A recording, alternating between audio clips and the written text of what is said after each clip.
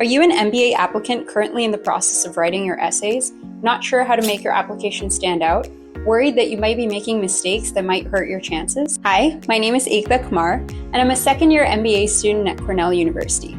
If any of these questions resonate with you, then stick around, because today we'll be discussing the top 10 mistakes that applicants make while writing their MBA essays. Alright, so let's get into it. Here are the top 10 mistakes that MBA applicants make while writing their essays and how you can avoid them. Mistake number 1, focusing way too much on career goals and not on personal growth. Yes, admissions committees want to know your short and long-term goals, but don't just list off your resume in your essays. Actually show how your experiences have shaped your personal leadership style and how you lead teams.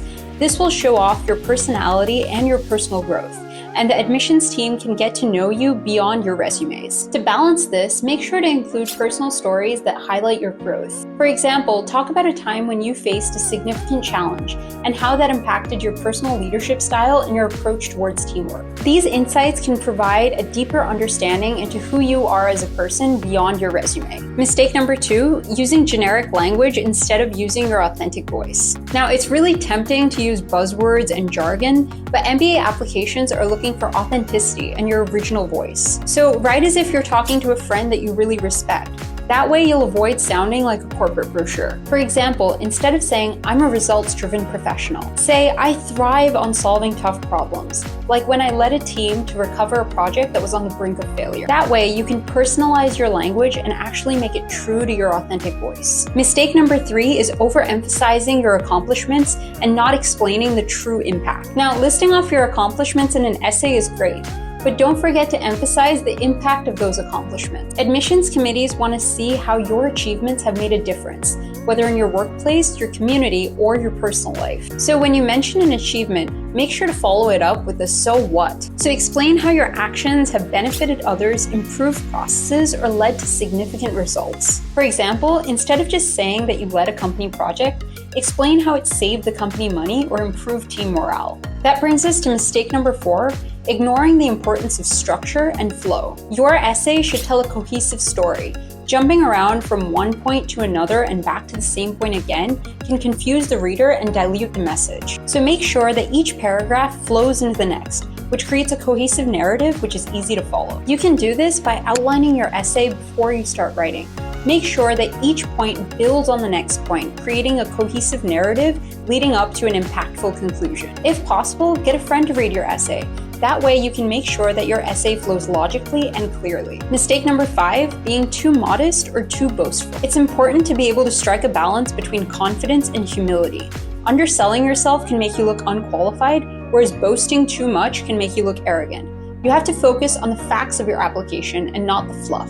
To do this, present your achievements factually and let the results speak for themselves. For example, instead of saying, "I'm the best at managing projects," say, "I successfully managed a $1 million project that was completed on time and under budget." That way, you'll be showcasing your skills without sounding too boastful. Mistake number 6, failing to answer the essay prompt directly. Now, this one is a really easy and common mistake.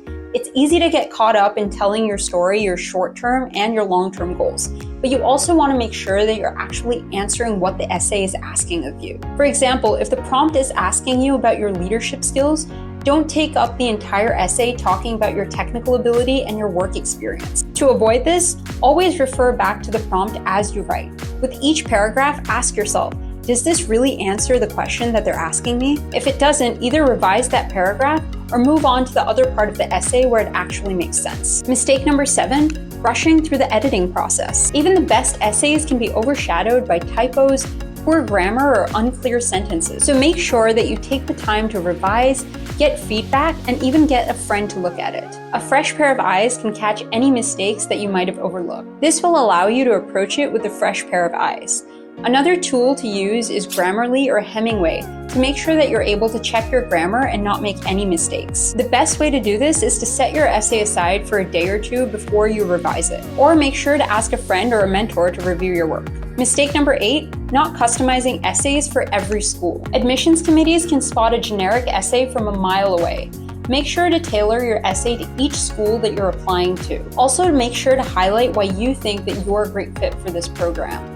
Make sure to highlight any specific courses that you're interested in taking professors that you might have spoken to, or clubs that you want to be a part of. And also make sure that these clubs, courses, and professors align with your short and long-term goals. So to do this, make sure that you research each school thoroughly and include aspects of their program that appeal to you. For example, I'm really interested in ABC Business School's emphasis on global leadership, which will really help me in my long-term goal when I'm working with cross-cultural teams. Mistake number 9, forgetting to show how you'll contribute to the MBA community. MBA programs are not looking for people who will just succeed in their careers. They're also looking for people who will be willing to contribute to the community. So show how you plan to engage with your peers and add value to the school's culture. Think about what unique perspectives you bring to the table. For example, if you have a background in technology, you can talk about how you want to start a student-run tech club or contribute to existing initiatives at the school. Our final mistake is mistake number 10, ignoring word limits or guidelines. Make sure to respect the word limits and the guidelines that are put forth by the school. If you go too much over the word limit, it looks like you're not able to follow instructions. And if you don't write enough, it looks like you didn't put enough effort into your essay or don't have enough content. So you want to make sure that your essay is still concise but comprehensive. So to avoid this, make sure to use something like Google Docs or Word to keep track of your word limit. If you're over the limit, remove some paragraphs or some lines to make sure that you're under the word limit and be more concise in your essay. Focus on removing any unnecessary phrases or redundant words while making sure that the core message of your essay is still intact. So there you have it, the 10 common mistakes that MBA applicants make while writing their essays. Avoid these mistakes and you'll be on your way to creating a memorable and impactful MBA application. If you found this video helpful, don't forget to hit that like button and subscribe to my channel for more tips on acing your MBA application. Also, thank you so much for watching this video and all of my other videos.